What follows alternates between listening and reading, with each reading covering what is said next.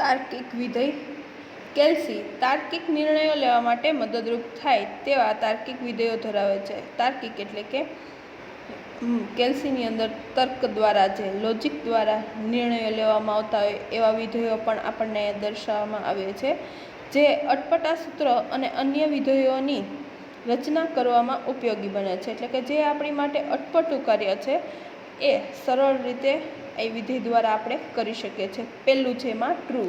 આ વિધેય કિંમત સ્વરૂપે ટ્રુ આપે છે. ટ્રુ વિધેયની વાક્ય રચના ઇઝ ઇક્વલ ટ્રુ છે.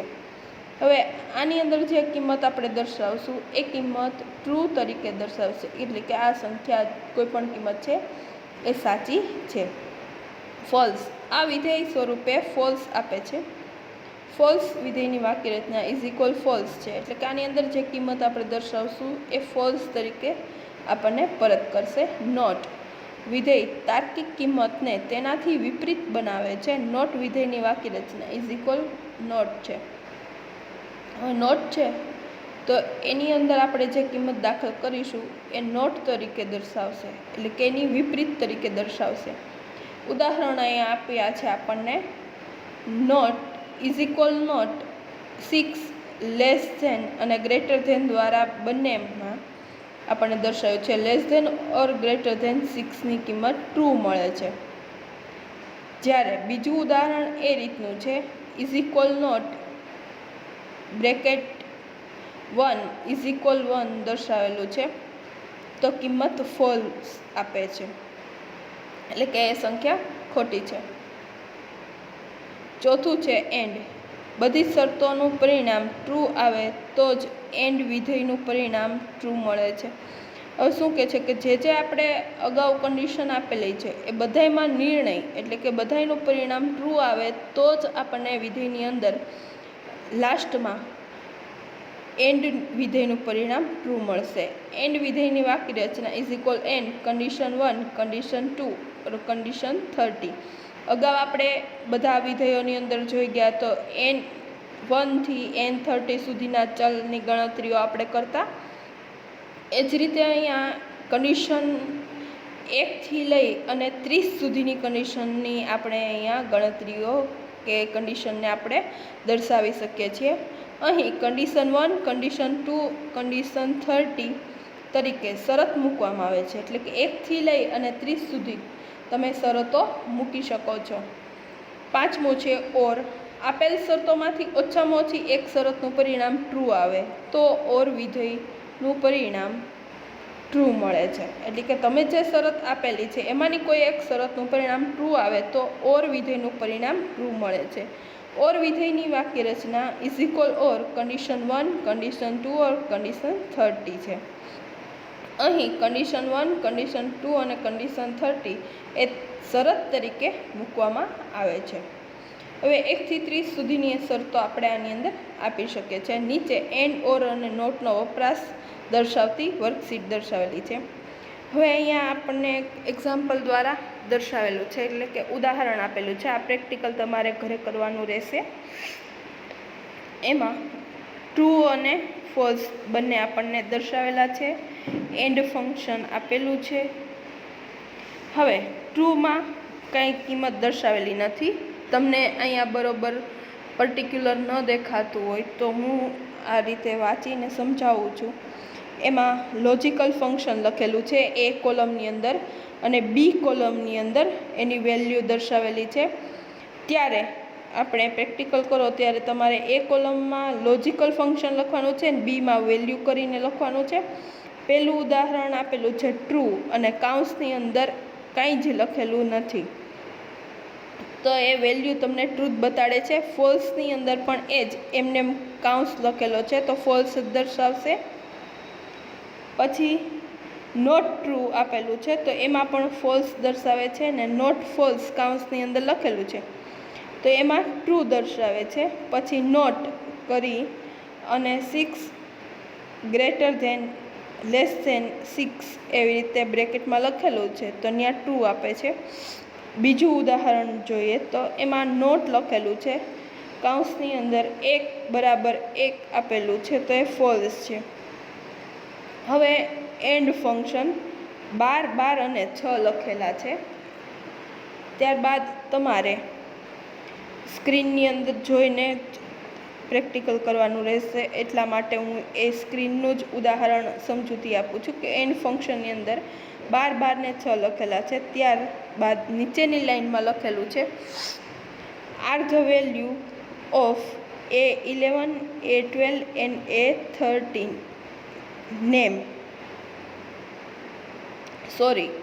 A11, A12 and A30 same એવો ક્વેશ્ચન પૂછેલો છે.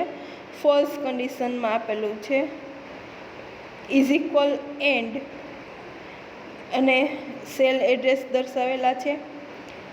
A11 semicolon A12 semicolon A30 દર્શાવેલા છે. ત્યારબાદ નીચે ઓર ફંક્શન દર્શાવેલું છે. એમાં બી કોલમની અંદર 12 12 12 લખેલા છે. સીની અંદર 12 12 અને 6 આપ્યા છે. ત્યારબાદ ડી કોલમની અંદર 12 6 12 લખ્યા છે. ઈ કોલમની અંદર 6 12 12 લખ્યા છે અને એફ કોલમની અંદર પણ 6 12 અને 31 લખેલા છે. ત્યારબાદ આગળ જોઈએ નીચેની લાઇનમાં result of various or condition the or condition or for above result એ રીતનું દર્શાવેલું છે. હવે પેલું છે રિલેશન ઓફ વેરિયસ કન્ડિશન છે એ બધી કન્ડિશન ટ્રુ દર્શાવેલી છે. લાસ્ટમાં જે એફ વાળું આપણું કોલમ છે એની અંદર 6 12 અને 31 લખેલા છે. જ્યારે બી થી ઈ સુધીની કોલમ છે એમાં બધી જ કન્ડિશન ટ્રુ દર્શાવેલી છે. એકમાં 31 આપતા ત્યાં કન્ડિશન ફોલ્સ આવે છે. હવે બીજું ઓપરેટ જોઈએ તો ધ ઓર ઓપરેટર છે.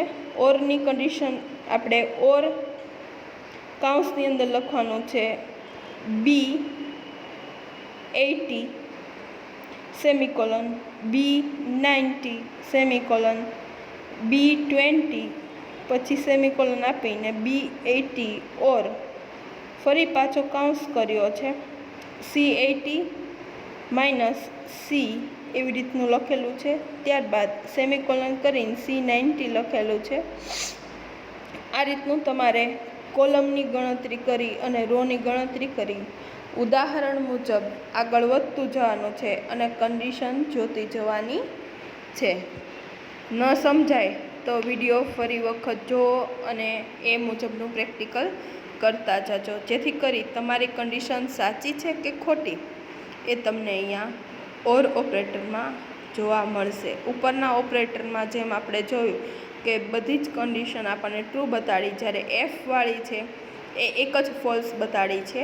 શું કામ? તો કે 6 12 12ની બદલે 6 12 31 આપેલું છે, એટલા માટે એ કન્ડિશન આપણને ફોલ્સમાં દર્શાવી છે.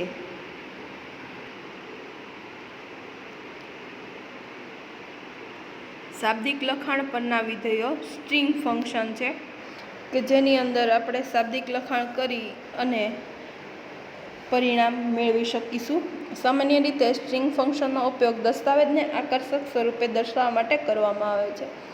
હવે સ્ટ્રિંગ ફંક્શનનો ઉપયોગ શું કરવા માટે આપણને કીધું છે? તો કે દસ્તાવેજને આકર્ષક સ્વરૂપે દર્શાવવા માટે કરવામાં આવે છે.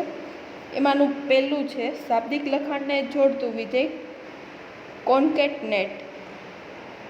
પહેલું વિધેય છે કોન્કેટનેટ વિધેય લખાણની વધારેમાં વધારે 30 સ્ટ્રિંગ જોડે છે, એટલે કે વધારેમાં વધારે 30 શબ્દો છે એ જોડે છે. સ્ટ્રિંગ કોન્કેટનેટ વિધેયની વાક્ય રચના is equal concatenate text 1 text 2 text 30. ઓલામાં કેમ આપણે એન આપતા, એની બદલે હવે અહીંયા આપણે ટેક્સ 1 એટલે કે શાબ્દિક લખાણ છે એટલા માટે 1 થી લઈ અને 30 સુધીના શબ્દો આપણે દાખલ કરી શકીશું. કોન્કેટનેટ વિધેયના સ્થાને એન્ડ પર્સન ઓપરેટરનો ઉપયોગ પણ કરી શકાય છે. કોન્કેટનેટના સ્થાને આપણે એન્ડ પર્સનની પણ ઉપયોગ કરી શકીએ છીએ ઓપરેટરનો. અહીં ટેક્સ 1, ટેક્સ 2 અને ટેક્સ 30 તરીકે શાબ્દિક લખાણ કે સેલ એડ્રેસ લખી શકાય છે. હવે અહીંયા તમે શાબ્દિક લખાણ અથવા તો સેલનું એડ્રેસ આપી શકો છો. ઉદાહરણ આઈસ એન્ડ ક્રીમ અથવા કોન્કેટનેટ બ્રેકેટની અંદર ડબલ ઇન્વર્ટેડ કોમામાં લખવાનું છે આઈસ કોમા પૂરા, પછી સેમિકોલન આપી અને ડબલ ઇન્વર્ટેડ કોમામાં ક્રીમ લખવાનું છે અને ડબલ ઇન્વર્ટેડ કોમા પૂરા કરી બ્રેકેટ પૂરો કરવાનો છે. જ્યારે જવાબ સ્વરૂપે આઈસ્ક્રીમ શબ્દ છે એ આપણને સાથે જોવા મળશે. બીજું, શાબ્દિક લખાણને નાના અક્ષરોમાં દર્શાવતું વિધેય લોઅર. લોઅર વિધેય શાબ્દિક લખાણને નાના અક્ષરોમાં એટલે કે લોઅર કેસમાં દર્શાવે છે. લોઅર વિધેયની વાક્ય રચના લોઅર ટેક્સ છે, જ્યાં ટેક્સ તરીકે કોઈ શાબ્દિક લખાણ કે સેલ એડ્રેસ હોય છે. ઉદાહરણ લોઅર બ્રેકેટ ડબલ ઇન્વર્ટેડ કોમામાં સ્કૂલ લખેલું છે. હવે સ્કૂલ જે લખેલું છે એ કેપિટલ લેટરની અંદર એટલે કે પહેલી ABCDમાં લખેલું છે. સ્કૂલ લખી અને ડબલ ઇન્વર્ટેડ કોમા પૂરા કર્યા છે, બ્રેકેટ ઓવર કરી એન્ટર કી આપતા સ્કૂલ છે એ લોઅર કેસ એટલે કે બીજી ABCDમાં લખાયેલું તમને જણાવશે. ત્રીજું છે શાબ્દિક લખાણને મોટા અક્ષરોમાં દર્શાવતું વિધેય અપર. અપર વિધેય શાબ્દિક લખાણને મોટા મૂળ અક્ષરો એટલે કે કેપિટલ અક્ષરો અપર કેસમાં ફેરવે છે. અપર એટલે કે મોટા અક્ષર એટલે કે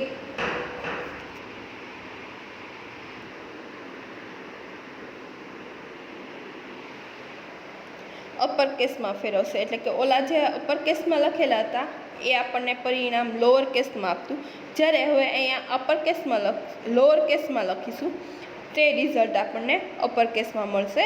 અપર વિધેયની વાક્ય રચના અપર ટેક્સ છે, જ્યાં ટેક્સ તરીકે કોઈ શાબ્દિક લખાણ કે સેલ એડ્રેસ હોઈ શકે. ઉદાહરણ જોઈએ અપર બ્રેકેટની અંદર ઇન્વર્ટેડ કોમા કરી ડબલ કોમાની અંદર સ્કૂલ લખેલું છે, કોમા પૂર્ણ કર્યા છે, ડબલ કોમા બ્રેકેટ પૂર્ણ કરી એન્ટર કી આપતા સ્કૂલ લખેલું છે એ કેપિટલ લેટરમાં દર્શાવશે. સ્મોલ લેટરમાં લખેલું હતું એ કેપિટલ લેટરમાં આપણને અહીંયા દર્શાવે છે.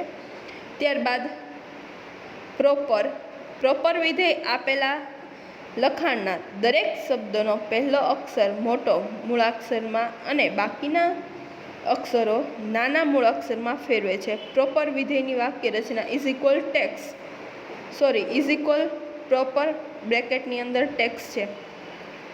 પ્રોપરની અંદર જે પહેલો અક્ષર આપણે માનો કે બધા જ અક્ષરો આપણે સ્મોલ લેટર લખ્યા છે, એવા સમયે પ્રોપર વિધેયનો ઉપયોગ કરીશું ત્યારે આપણા સ્પેલિંગની અંદરનો જે પહેલો અક્ષર હશે એ મોટો કેપિટલ લેટરની અંદર લખેલો જોવા મળશે. અહીં ટેક્સ તરીકે શાબ્દિક લખાણ કે વાક્ય ધરાવતું સેલ એડ્રેસ હોઈ શકે છે. કાં તો એ શાબ્દિક લખાણ ધરાવતું હોય અને કાં તો કોઈ પણ સેલ એડ્રેસ એની અંદર દર્શાવી શકાય છે. હવે ઉદાહરણમાં જોઈએ પાવર સ્મોલ લેટરની અંદર ડબલ કોમામાં લખેલું છે, પાવર પછી બ્રેકેટ શરૂ કરી double comma I like computer comma પૂરા કરીએ છીએ અને બ્રેકેટ પૂરો છે, એન્ટર કી આપતા આપણને જવાબમાં મળશે આઈ લખ્યું હતું એ કેપિટલમાં, એલ કેપિટલમાં છે અને સી પણ કેપિટલની અંદર દર્શાવેલો છે. લાઈક પછી એલ છે અને બાકીના અક્ષરો સ્મોલ લેટરના છે. ત્યારબાદ સી પછીના કોમ્પ્યુટરની અંદરના અક્ષરો છે એ સ્મોલ લેટરના છે. પાંચમું, સંખ્યાને રોમન અંકમાં ફેરવતો વિધેય રોમન વિધેય આપેલ સંખ્યાને રોમન અંકમાં ફેરવે છે. એટલે કે તમે જે સંખ્યા લખેલી હશે એ સંખ્યાને રોમન અક્ષરોમાં એ ફેરવશે. રોમન વિધેયની વાક્ય રચના રોમન નંબર મોડ છે. અહીં નંબર તરીકે 0 થી 3999 સુધીની સંખ્યા આપી શકાય. એટલે કે 0 થી 3999 સુધીની સંખ્યા એની અંદર આપી શકીએ છીએ. જ્યારે મોડનો ઉપયોગ રોમન સંખ્યાની શરૂઆતના પ્રકાર માટે કરવામાં આવે છે. મોડનો ઉપયોગ એટલે કે રોમન સંખ્યાનો કેવો પ્રકાર છે એ કરવા માટે થાય છે. મોડની કિંમત તરીકે 0, 1, 2 અથવા તો 3 આપવામાં આવે છે. મોડની કિંમત છે એ 0, 1, 2 અથવા તો 3માંથી દર્શાવવાની રહે છે. ઉદાહરણમાં આપેલું છે ઇઝ ઇક્વલ રોમન 10 સેમિકોલન, જે અહીંયા આપણને ઉપર એક નાનું ટપકું અને નીચે સાતડા જેવું દેખાય છે, એની બદલે ખાલી આપણે અર્ધવિરામ જ કરીશું. એટલે કે ખાલી નાનું સાતડા જેવું જ જે આપણું ચિહ્ન છે એ મૂકીશું અને 0 આપીશું. જવાબ સ્વરૂપે એક્સ દર્શાવશે. છઠ્ઠું, રોમન સંખ્યાને અરેબિક સંખ્યામાં ફેરવતું વિધેય અરેબિક. અરેબિક વિધેય રોમન સંખ્યાને અરેબિક સંખ્યામાં ફેરવીને દર્શાવે છે. અરેબિક વિધેયની વાક્ય રચના ઇઝ ઇક્વલ અરેબિક ટેક્સ છે, જ્યાં ટેક્સ તરીકે રોમન સંખ્યા લાવવામાં આવે છે.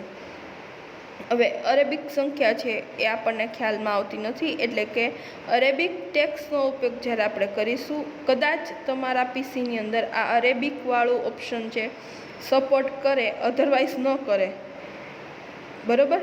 તો આ ઓપ્શન છે એ તમારે ઓપ્શનલ રાખવાનું છે, ફરજિયાત છે નહીં. જો અરેબિકની અંદર તમારું ઉદાહરણ સક્સેસફુલ જાય તો તમને રોમનની અંદર એ આંકડાઓ દર્શાવશે. એટલે કે અરેબિક વિધેયમાં જે સંખ્યા તમે લખો છો એ રોમનમાં ફેરવીને દર્શાવશે. અરેબિક વિધેયની વાક્ય રચના ઇઝ ઇક્વલ અરેબિક ટેક્સ છે, જ્યાં ટેક્સ તરીકે રોમન સંખ્યા લખવામાં આવે છે. એટલે કે જે ટેક્સ તમે આપો એ રોમન સંખ્યા તમારે લખવી પડશે. ઉપર કેમ આપણે 10:0 લખ્યા તો આપણને એક્સ દર્શાવ્યું, એવી જ રીતે અહીંયા ઉદાહરણની અંદર ઇઝ ઇક્વલ અરેબિક ડબલ કોમામાં MMXII એવી રીતે લખેલું છે, કોમા પૂર્ણ કરી બ્રેકેટ પૂરા કર્યા છે, જ્યારે જવાબ સ્વરૂપે 2013 દર્શાવશે. આ મુજબ ઉદાહરણ પ્રમાણે તમારે પ્રેક્ટિકલ કરતું જવાનું છે, જેથી કરી તમારે ભૂલ પણ ન થાય અને પ્રેક્ટિકલ પણ સાથે થતું રહે અને સમજૂતી તમને ખ્યાલમાં આવતી રહે. સાતમું લઈએ ટ્રીમ. ટ્રીમ વિધેય આપેલ શાબ્દિક લખાણ સ્ટ્રિંગમાંથી વધારાના ખાલી જગ્યા દૂર કરે છે.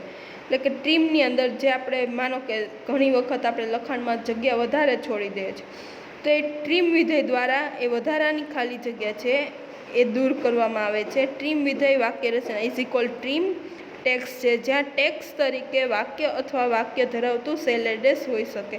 હવે ટ્રીમની અંદર કાં તો આપણે વાક્ય લખવાનું રહેશે, અધરવાઇઝ કોઈ પણ સેલ એડ્રેસ દર્શાવવાનું છે. આની ખાલી ફક્ત આપણને વાક્ય રચના આપેલી છે ઇઝ ઇક્વલ ટ્રીમ અને ટેક્સ. ટેક્સની અંદર કોઈ પણ સ્પેલિંગ તમે છૂટો લખી શકો છો, એટલે કે સ્પેસ આપી અને લખી શકો છો. એન્ટર કી આપશો એટલે તમે જે વાક્ય લખેલું છે એ તમને ભેગું દર્શાવશે. આઠમું જોઈએ EXACT, એટલે કે એક્સેટ છે. વિધેય આપેલી બે સ્ટ્રિંગની સરખામણી કરે છે. એટલે કે બે સ્ટ્રિંગ આપણે લખેલી છે, બે શબ્દો લખેલા છે, એ બંનેની સરખામણી કરશે. જો આપેલ બે સ્ટ્રિંગ સરખી હોય તો જવાબ સ્વરૂપે 1 દર્શાવે છે, અને બે સ્ટ્રિંગ સરખી ન હોય તો જવાબ સ્વરૂપે 0 દર્શાવે છે. હવે બંને શબ્દો છે સરખા નથી ત્યારે આપણને 0 દર્શાવશે, અને જો બંને સરખા હશે ત્યારે 1 દર્શાવશે. એક્સેટ વિધેયની વાક્ય રચના ઇઝ ઇક્વલ એક્સેટ S1 S2. અહીં S1 તથા S2 તરીકે સ્ટ્રિંગ કે સ્ટ્રિંગ ધરાવતું સેલ એડ્રેસ હોઈ શકે. હવે S1 અને S2માં અહીંયા સેલ અથવા તો સેલ એડ્રેસ દર્શાવેલા છે. ઉદાહરણ ઇઝ ઇક્વલ એક્સેટ કાઉન્સની અંદર બ્લુ આપેલું છે, ડબલ કોમામાં બ્લુ લખેલું છે, કોમા પૂરા કર્યા છે, ત્યારબાદ કોલન સેમિકોલન આપ્યું છે. ફરી પાછું ડબલ કોમાની અંદર બ્લુ લખી અને ડબલ કોમા પૂરા કર્યા છે, જ્યારે જવાબ સ્વરૂપે 1 દર્શાવેલો છે. શું કામ? તો કે બંને જે આપણા શબ્દો છે એ સરખા છે એટલા માટે.